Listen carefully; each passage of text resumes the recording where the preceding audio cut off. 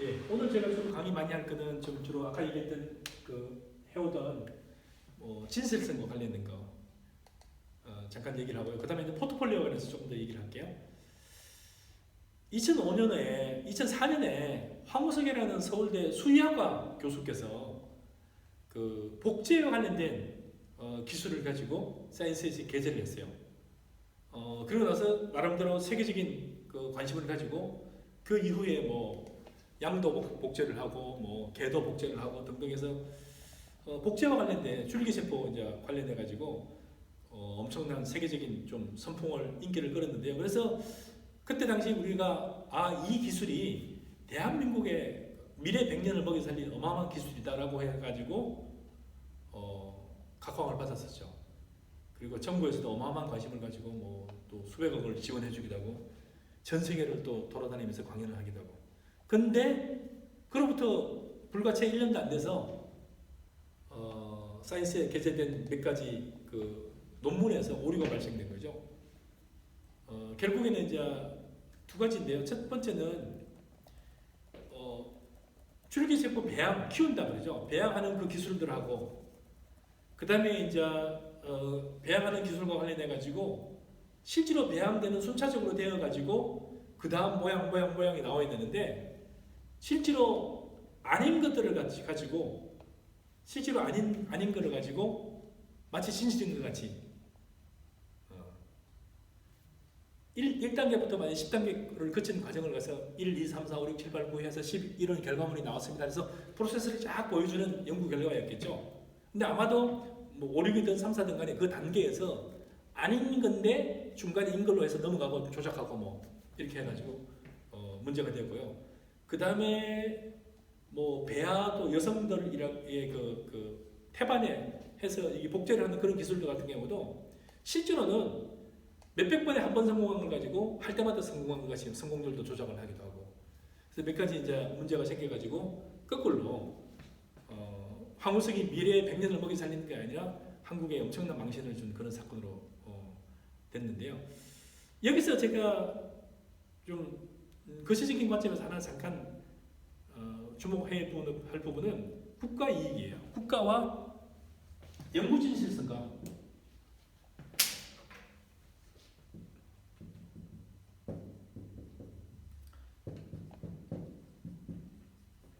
실제로 황우석 씨하고 같이 연구 논문을 썼던 영국의 학자, 미국의 학자들, 외국의 학자들 같은 경우는 황우석 씨는 연구의 진실성이 엉망이다 해가지고 학계들도 완전히 채출이 되고 거의 한국에서 연구 활동이 거의 금지되다시피 했어요. 같은 논문에 같이 제시했던 공저자들은 영국과 미국의 그 교수들이 한 명도 제재를 안 받았어요. 만약에 황우석 씨에 관해서 이 논문은 가짜입니다. 그리고 연구 활동은 1년간 제재합니다 정도의 제재가 주어지고 활동을 풀었으면 어떻게 됐을까? 그래서 실제로 황우석 씨와 같이 연구를 했던 황우석 씨가 이 분야에 연구를 할 때 만약에 달나라를 간다셨어요. 아직 달나라를 안 가서 가다 실패했어요. 근데 달나라를 간 걸로 만들어진 거죠. 그러면 달나라 착륙은 황우석이가 제일 먼저 한 걸로 되고 특허도 다 황우석 씨가 만든 걸로 되고 그 이후는 다 황우석 씨 아류가 되는 거죠. 근데 실제로 황우석 씨보다 연구가 1년, 2년, 3년 뒤졌던 교수들에 관한 그 해외 연구가들에 대해서는 그 국가에서 제재를 전혀 안 했어요. 그럼 뭐가 되는 거죠? 이 사람들이 그 이후에 내는 논문들과 특허들에 관해서 아무런 제재가 없었다는 거죠. 그럼 줄기세포와 바이오와 관련된 이거와 관련된 바이오와 관련된 기타 산업군에 관한 산업의 기술에 관해서 어떻게 되는 거죠? 도메인이라는 이 독점권을 이 나라 학자들과 이 나라가 다 같이 이렇게 되는 거죠. 우리는 어디에 매몰되어 있던 거죠? 황우석이 나쁜 놈이다 매몰돼서 이 사람은 쓰레기고 거짓말장이다 라고 다 해서 끝냈어요. 그 다른 나라가 거짓말하는 사람들은요. 다른 나라 거짓말하는 사람들은 아무도 제재를 받은 사람이 없어요. 그래서 이와 유사한 사례들도 가끔은 있을 수도 있다. 저는 이렇게 보고요. 그래서 황우석 씨를 전혀 제가 옹호하고 싶은 생각은 없지만 경우에 따라서는 이와 유사한 사건들은 가끔 있을 수도 있어요. 전쟁이 있는데요. A라는 나라와 B라는 나라가 치열하게 전쟁을 하고 있어요.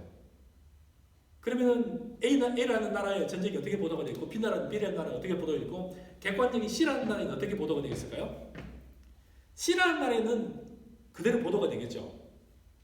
전쟁 내에 있는 상황 그대로 6대4 정도로 A가 6 정도 있고 뭐 B가 4 정도 이기고 있다. 근데 전쟁하고 있는 당사자 국가의 사기라든지 국민의 호응 때문에 뭐라고 보도를 해요? A는 뭐라고 보도해요? 야, 근소하게 이기고 있는데 뭐라고 보도를 하겠어요? 거의 다 썰어버리고 압도하고 있다. B라는 나라는 어떻게 하고 있어요? A를 거의 퇴치하고 있다. 자, 이게 진실성에서 보면 어떻게 되는 거죠? 양쪽 다 거짓말이에요. 근데 뭘 보도해야 되는 거죠? 그 있는 대로 보도를 하면 어떻게 될까요? 근소하게 앞서고 있다. 여기는 약간 지고 있다. 그래서 실제로 많은 전쟁 기사들 같은 경우도 보면은 그 이후에 그 나라를 살펴보면은 어마어마하게 좀 오류들이 많은 경우가 많아요.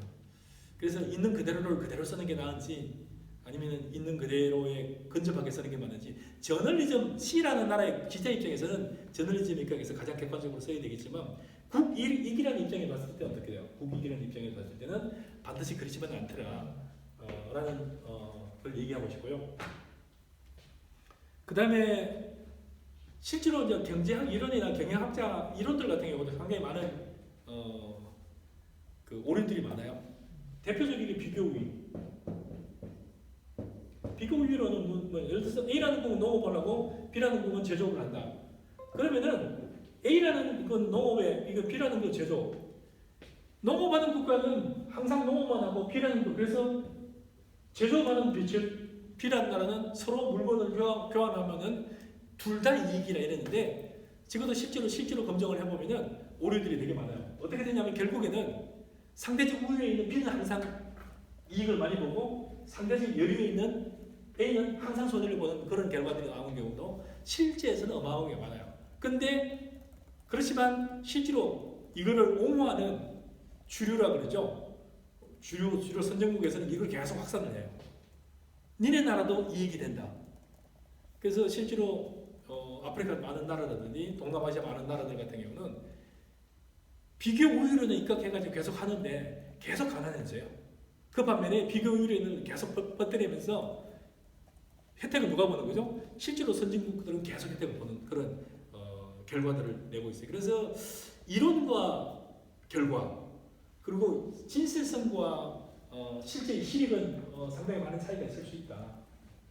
그런 부분도 실제로 이제 경영학을 연구하는 사람 입장에서는 그런 면도 한번 살펴볼 필요가 있어요.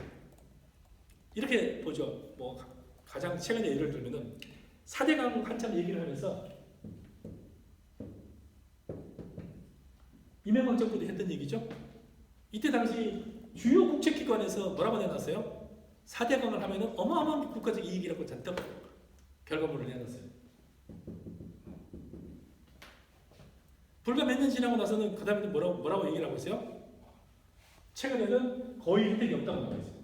아니 무슨 100년이 지난 것도 아니고 20년이 지난 것도 아닌데 아니 국책연구기관에서 그럼 다 뭘 계산한 거예요?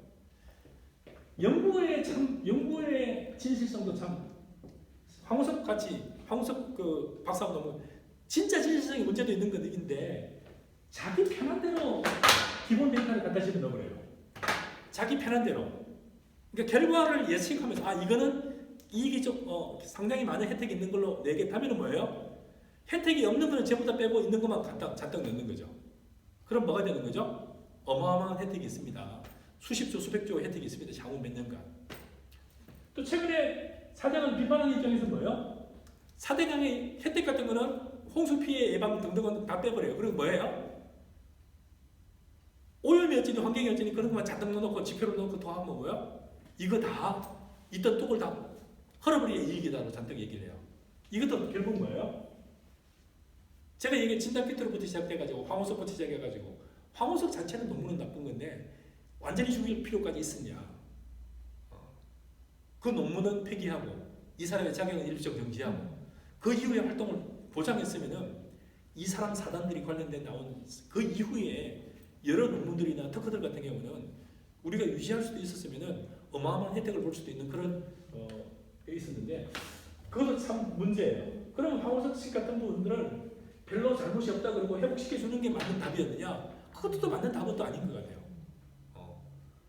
그래서 이게 매번 선택의 문제인데요. 어려운 것 같아요. 특히나 이제 국제 과제들, 연구 과제들을 하다 보면은 똑같은 사안을 놓고 전혀 정반대의 결과들을 많이 내요. 여러분들이 이제 경영학 독서 논제를 하다 보면은 가장 많이 지금 써는 논문 중에 하나가 예를 들면 이런 거예요. R&D 투자예요. R&D 투자 성과. 그러면 R&D 투자를 많이 할수록 성과가 높다는 게 맞는가요? R&D 투자를 많이 할수록 성과가 낮다는 게 답인가요? 논문마다 달라요. 논문마다 다른데 매번 또 연구를 해요. 그래서 여러분들이 이제 경영학 특수학 논제와 관련돼서 여러 논제들을 하다 보면은 그냥 경영학적 관점에서도 바라보지만 경영학 학문의 그 논점 부분에서 바라봤을 때도 여러분의 시각은 그럼 뭐냐라고 하는 부분을 가미시켜가지고 살펴보면은 굉장히 다양한 답도 나오고 다양한 생각할 게 나옵니다. 잠시 쉬었다가 포트폴리오라는 평범한 용어가 어떻게 적용이 되는지에 대해서 이어서 한 두세 시간 제가 강의를 하도록 하겠습니다.